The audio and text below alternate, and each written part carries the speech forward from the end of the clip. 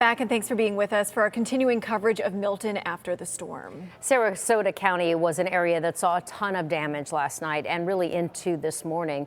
Our Capitol reporter Forrest Saunders has been in Englewood all day long. Forrest, we were just discussing where Englewood was, kind of on the corner of Sarasota County and Charlotte County, right? Sort of in between the two.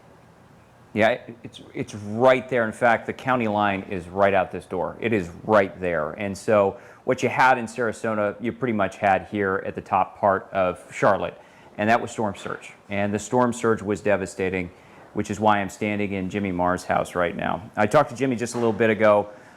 He has lived here for about 5 years now.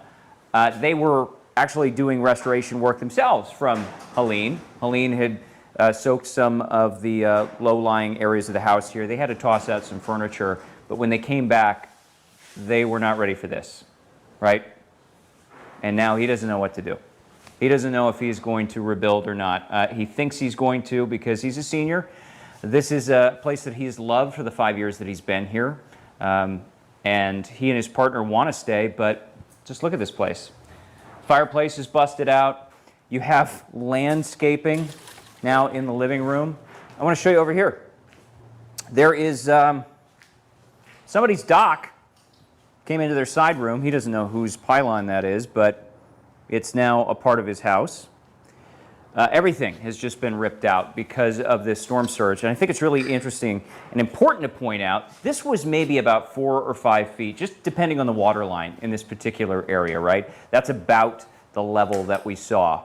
And yes, it was not the 10-foot devastation that we were talking about when we were initially looking at the predictions of how bad Milton was going to be, but it still does this.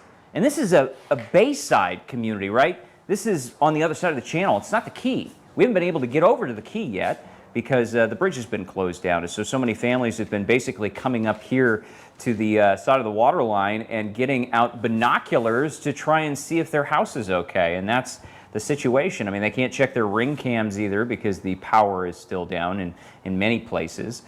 So they're just left waiting and wondering. The only thing that Jimmy was keen to point out that survived the storm was his liquor collection. And he is a well-spirited man.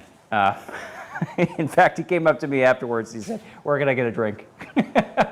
And he's optimistic because that's all he can be. He doesn't have insurance. So he's going to have to try and figure out a way forward. And he does love this area and loves his property. And I mean, you could see on a beautiful day like today, this is a gorgeous area. But now it is gutted. Guys? Boy, I'll tell you, Forrest, that is, what a view. I mean, that is why so many folks move to Florida and to that area in particular. I mean, to get a view like that, that is, you know, Mother Nature at its best. And so you can understand why so many folks move there, but heartbreaking to see what nature can do and this hurricane can do. And the fact that he doesn't have insurance, you mentioned, is that both homeowners insurance and flood insurance, if we can bring Forrest back? Yeah, he said that he is not trusting and that he wanted to just fund this himself. His exact words were he doesn't trust the government. And he said that he just felt like it was something he had to do on his own. Now, obviously, private insurance is totally different than, homeowners insurance and any kind of flood insurance you might get from the government. But at the same time, he just is a distrustful person, and he also noted that it's expensive. This is an expensive ordeal to live near the water and have to deal with these severe storms. So for some people, if they want this slice of paradise, they have to make compromises, and you have to live with a little bit of risk. Right. It's very true. It's the trade-off of living in paradise, living in the state of Florida. We know, unfortunately, we have to deal with these storms, and unfortunately, when the storms make landfall, someone has to have this happen to their home. And it's just so sad because that is just a beautiful view to be right on the water like that. It's what when you retire, you think about that's the kind of place you love to retire to, and it's just so so heartbreaking to see what happened to his home. It's tough to hear all those stories today.